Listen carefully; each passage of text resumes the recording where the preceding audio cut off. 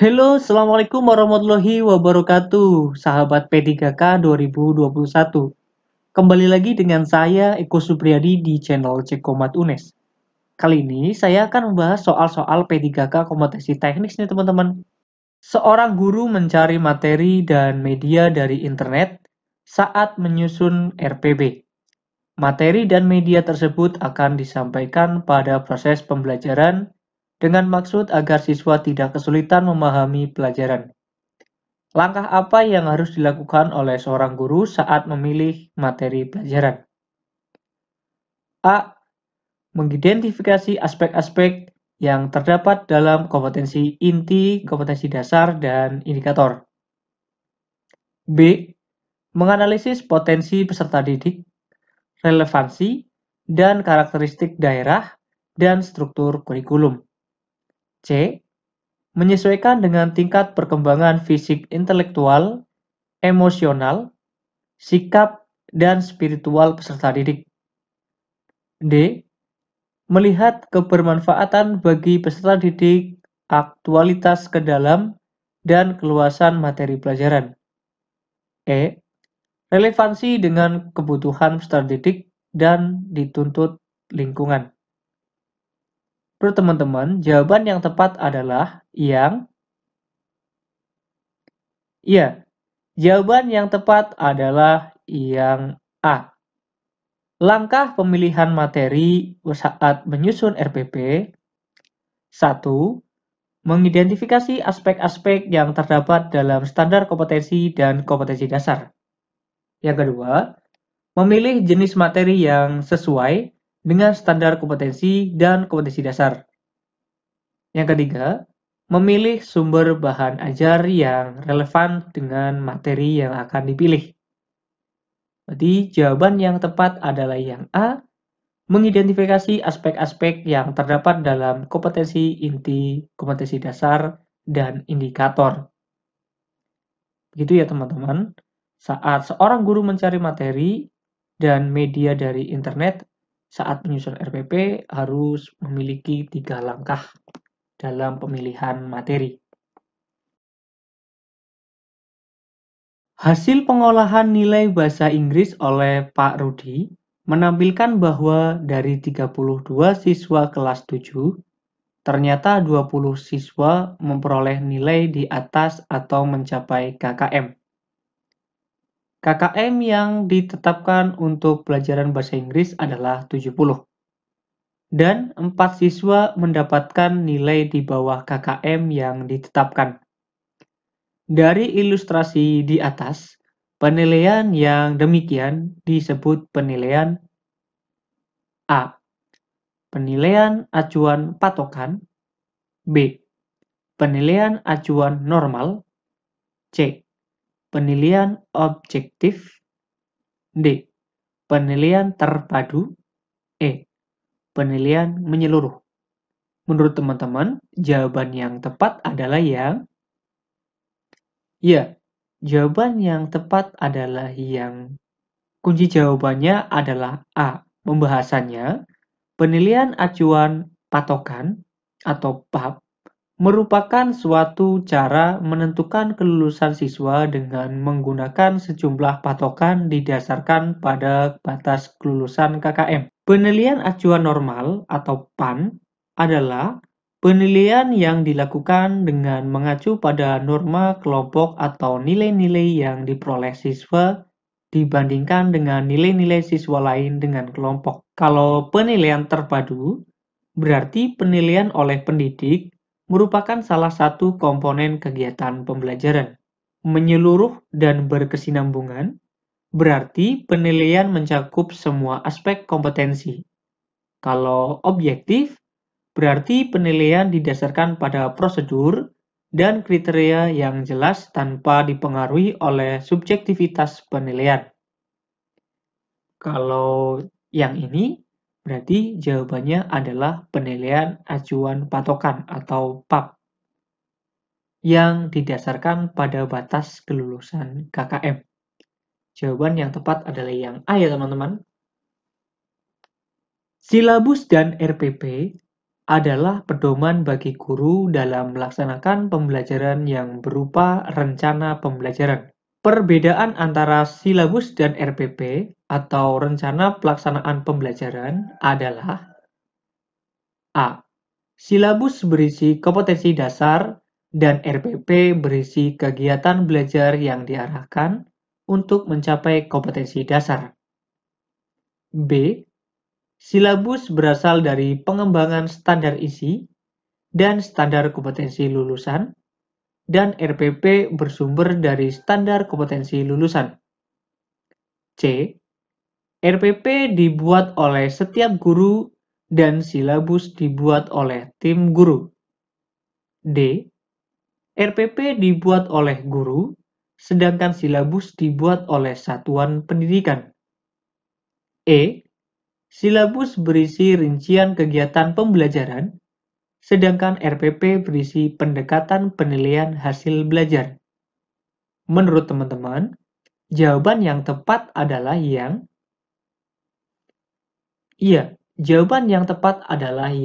A. Silabus berisi kompetensi dasar dan RPP berisi kegiatan belajar yang diarahkan untuk mencapai kompetensi dasar. KI dan KD dikembangkan dari standar kompetensi lulusan, silabus dikembangkan dari KI dan KD, sementara RPP mengembangkan KD ke dalam indikator pencapaian kompetensi dasar dan tujuan pembelajaran. RPP disusun oleh masing-masing guru, sedangkan silabus dikembangkan oleh Kemendikbud. Jadi, jawaban yang tepat adalah A. Silabus berisi kompetensi dasar dan RPP berisi kegiatan belajar yang diarahkan untuk mencapai kompetensi dasar. Oke ya teman-teman, ayo kita bahas soal berikutnya. O adalah anak yang rajin, memiliki sikap yang baik, dan bahkan sering mewakili dalam kegiatan Olimpiade Sains Nasional Matematika. Tapi, pada hasil laporan belajar, dia memiliki 4 nilai yang di bawah KKM. Tindakan Anda sebagai wali kelas adalah A. Siswa tersebut tetap naik kelas dengan pertimbangan peserta OSN. B. Meminta masukan dari guru-guru terkait naik tidaknya. C. Mendiskusikan dengan orang tua Ceko terkait masalah ini. D. Tidak naik kelas karena tidak memenuhi kriteria kenaikan kelas. E. Naik kelas karena sikap Ceko baik. Menurut teman-teman, jawaban yang tepat adalah jawabannya adalah yang D. Pembahasannya, menurut Permendikbud nomor 23 tahun 2016, kriteria kenaikan kelas pertama, KI 1 dan KI 2, kompetensi sikap minimal baik. Kedua, KI 3 dan KI 4, kompetensi pengetahuan dan keterampilan, tuntas KKM. Yang ketiga, batas ketidaktuntasan KI 3 dan KI 4 adalah minimal 3 mata pelajaran. Karena di sini Ceko memiliki 4 nilai yang di bawah KKM, maka tindakan Anda sebagai wali kelas adalah tidak menaikkan kelas karena tidak memenuhi kriteria kenaikan kelas. Karena batas ketidaktuntasan KI 3 dan KI 4 adalah maksimal 3 mata pelajaran. Oke ya, di sini Ceko memiliki 4. Tapi kalau Permendikbud nomor 23 tahun 2016, kriteria kenaikan kelasnya maksimal adalah 3. Kita bahas soal berikutnya. Dalam pembelajaran di kelas, seorang guru melaksanakan 3 langkah pembelajaran. Salah satu pada kegiatan pendahuluan adalah apersepsi materi. Tujuan apersepsi materi adalah A. Mengaitkan materi pelajaran pada minggu-minggu sebelumnya sesuai dengan materi hari ini. B. Merumuskan masalah terkait materi yang akan dipelajari. C. Melakukan pengelompokan submateri agar mudah dipahami peserta didik. D. Merangsang dan membangun motivasi belajar peserta didik. E. Menciptakan kondisi belajar yang kondusif. Menurut teman-teman, jawaban yang tepat adalah yang ya. Jawaban yang tepat adalah yang A. Apersepsi mengaitkan materi pelajaran pada minggu-minggu sebelumnya sesuai dengan materi hari ini. Oke, teman-teman, tujuan apersepsi adalah mengaitkan materi pelajaran pada minggu-minggu sebelumnya sesuai dengan materi hari ini ya, teman-teman. Oke, ayo kita bahas soal berikutnya. Seorang guru, sebelum melaksanakan pembelajaran, mempersiapkan perangkat pembelajaran. Setelah menyusun indikator pembelajaran, lalu menyusun tujuan pembelajaran, hal ini termuat dalam A. Silabus pembelajaran, B. Rencana pelaksanaan pembelajaran, C. Rencana penilaian pembelajaran, D. Analisis KI dan KD, E. Program semester. Menurut teman-teman, jawaban yang tepat adalah yang iya. Jawabannya adalah yang B. Indikator dan tujuan pembelajaran adalah komponen dari rencana pelaksanaan pembelajaran. Pada silabus, tidak terdapat indikator dan tujuan pembelajaran. Oke ya teman-teman, bisa dipahami ya? Ayo kita bahas soal berikutnya. Dalam merancang silabus, alokasi waktu diperhatikan.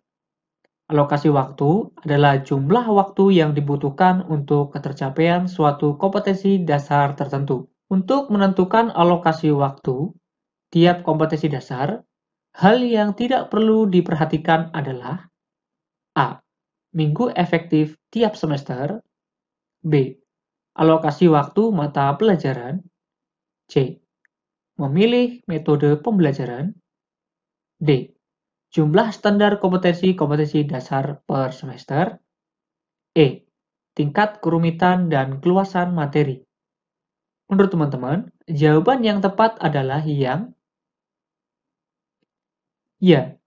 Jawabannya adalah yang C. Alokasi waktu adalah jumlah waktu yang dibutuhkan untuk ketercapaian suatu kompetensi dasar tertentu dengan memperhatikan A. Minggu efektif per semester, B. Alokasi waktu mata pelajaran, C.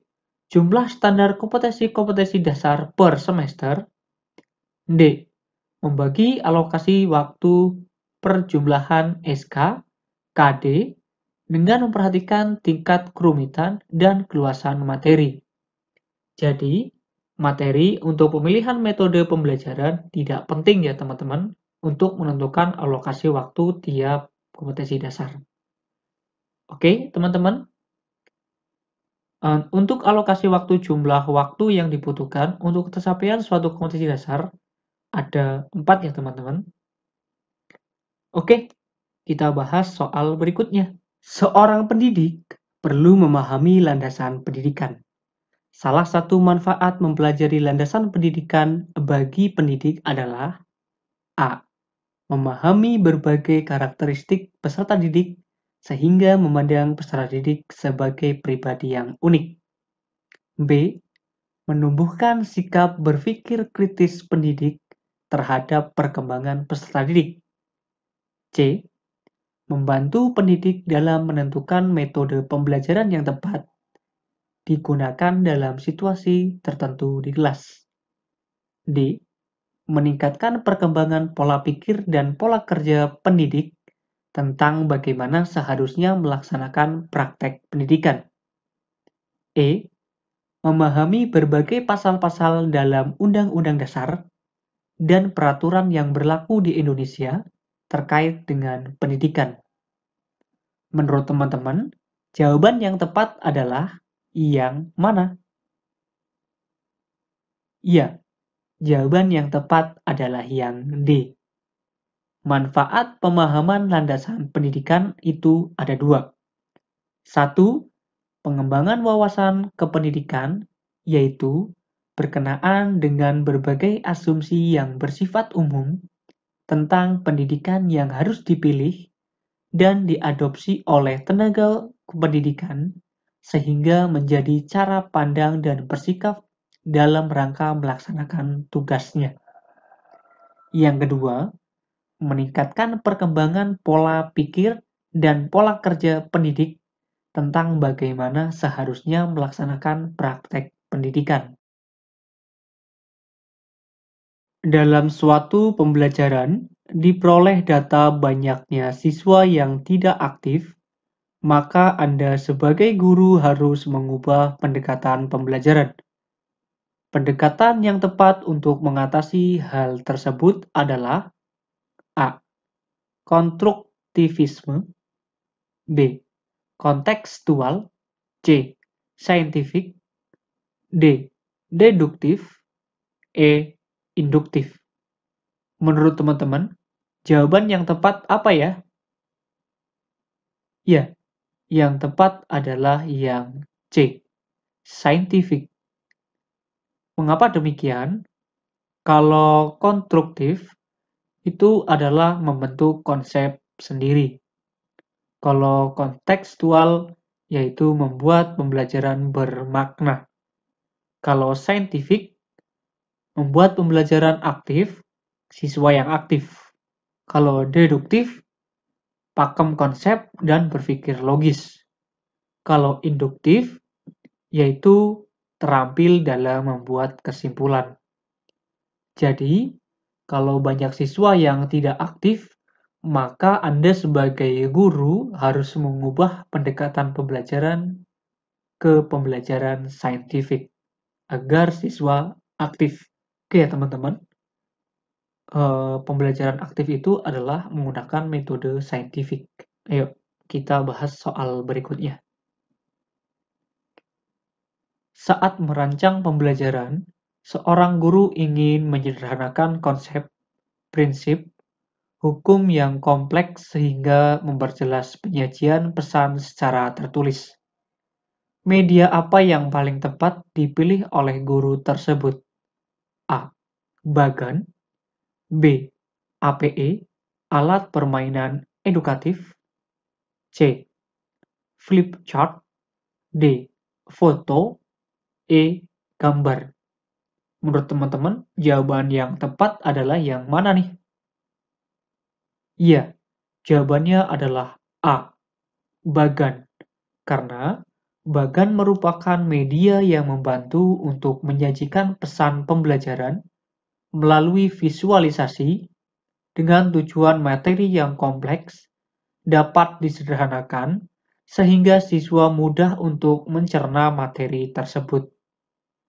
Kalau flip chart, lembaran kertas yang berisi gambar, diagram huruf atau angka, tujuannya menghemat waktu menulis di papan tulis.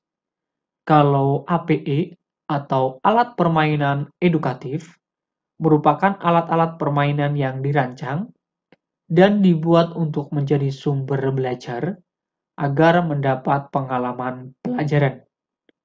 Pengalaman ini akan berguna meningkatkan aspek-aspek perkembangan anak yang meliputi aspek fisik atau motorik, emosional, sosial, bahasa, kognitif, dan moral.